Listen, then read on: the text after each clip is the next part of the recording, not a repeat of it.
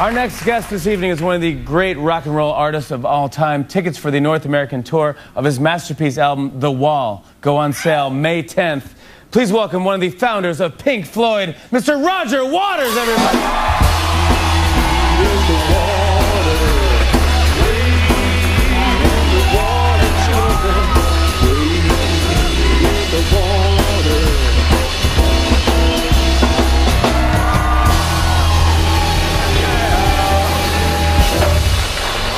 Thank you so much for being here. You're very, very welcome. I'm a huge fan. So you're off to you're doing The Wall. You're bringing it in its entirety. In its entirety, yes. And now when does the actual start? What date? Do you remember? I know October 5th, it says you're at the Garden. We are at the Garden on October the 5th. I will be there, October 5th, yes. We start at the Air Canada Centre in Toronto on the 15th of September. Okay, very good. Canadians in. Now, what can people expect? They expect the whole Wall album. Do you have the pig? We have the pig. The flying pig. Anyone who's never seen... We have the teacher, we have all that stuff, but we have a bunch of new projections that we've been working on for the last few months. Really?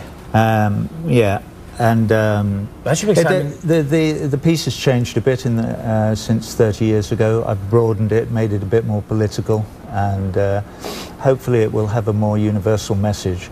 You know, back then it was only about this one rather kind of miserable, angry, young, middle-aged man.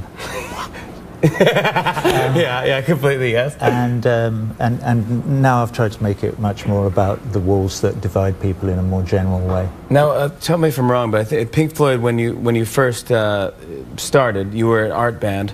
I might be way off on this, but you were all in art school together, and your buddy was doing an art installation, and they needed music. And they hired you guys to just play sounds to go with his art project. Am I wrong? There was a tutor at the School of Architecture that we were all at called Mike Leonard, yeah, who was mucking around doing experiments with lights. Yeah, it was like a weird box with just like things would light up. It was a strange time because a lot of people were experimenting with visuals on the West Coast, shows lights and people like that. Yeah. And we sort of stole a lot of that and got lucky. Yeah, but I mean, it was great, and it was you and Syd Barrett. I'm a huge fan of Syd Barrett, who that you just kind of got together, and it's just got interesting. You were called the Pink Floyd at first, right? And it was named after two. I'm telling you, right? Am I wrong? I don't know if I'm too geeking out. Let me know. No, first of all, we were called the Megadeths, and then after that, we were called the Sigmas. Yes. Goes back further than the Pink Floyd sound. You were the Megadeths? We were, unfortunately. Really? Yeah. Did not know that. I never knew that. No, I know. Not many people do, thank goodness. I don't know why I told you. No, I get that out of people. This is fantastic. You might start crying in 5 minutes. That's the way it works. I probably will. I've never been on television before. I know. I know. Yeah, I'm excited that you're here doing this. If only I could do an accent. Sounds pretty good.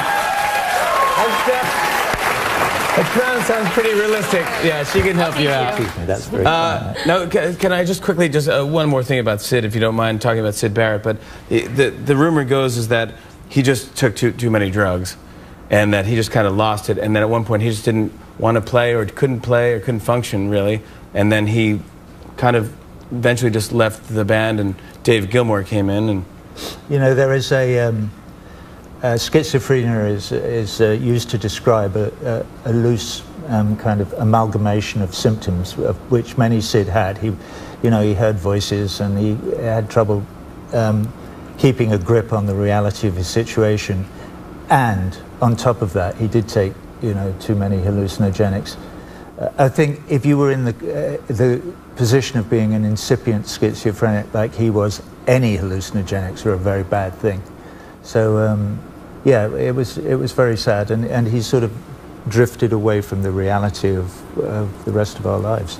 And is the story true that you were recording, I think it was Shine On You Crazy Diamond, and a bald man walked in with a toothbrush in his mouth, and no eyebrows? Am I making this up?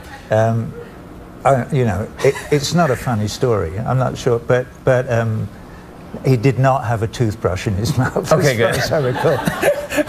I tried to make it funny. He had a big bag of candies which he was eating, and the story is true. If you've heard the story, that I had no idea who this person was, and this was my closest childhood friend. He'd put on about 100 pounds in weight. He was completely, I just didn't recognize him. I think David eventually said to me, you don't get it, do you? And I went, get what? And I looked over and went, oh my goodness, and I suddenly realized who it was. And we were recording the song that I wrote for Sid at the time in the studio, so it was a strange moment. That's so interesting. Now, as Pink Floyd went on and, gosh, you 23 times platinum, The Wall, one of the 5 best-selling albums of all time. I mean, congratulations. That's like, come on. That's great. I mean, that has spawned, inspired everyone and spawned other artists, but have you ever written a song that you said, oh, this is just too out there? This is just too weird. I'm freaking myself out. No. Never. No, but I shall continue to try. Yeah. Well, that is fantastic. Absolutely. Now, I just should tell everyone, you're also on Facebook now. Finally, you caved, and you're on Facebook. I did. I'm part of the social networking community. Yeah. I believe it's called. I got to write some corny wall jokes for you for Facebook, because that, when you update, all in all, you're just updating your wall. You could do that one? You won't do that one? No. I love that you're honest and go, no, I will not do that joke. Who writes your material? Yeah, because if it's me, I'm in trouble. Yeah, absolutely. Well, I can't wait to see you, and I'll be at every show screaming. I'll be waving at you, and you'll be ignoring me. But anyways, thank you so much for coming on. I'm honored. Make sure you see Roger Waters' live performance of his rock masterpiece, The Wall. It will be a life changer. When we come back, a song from the new Pornographers.